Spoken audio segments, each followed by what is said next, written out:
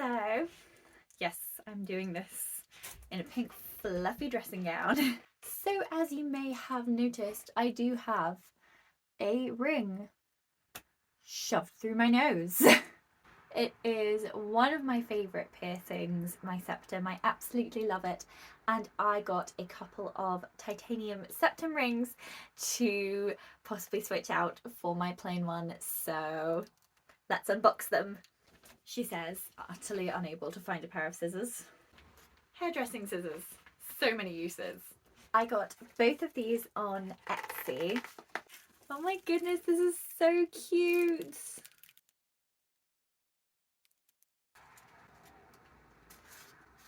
Ooh.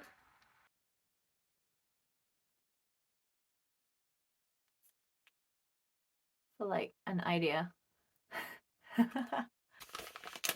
Let's open this one.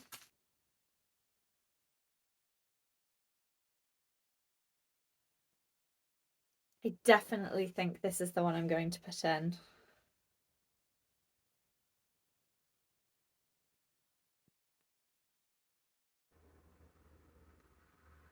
Which one do you think I should have put in?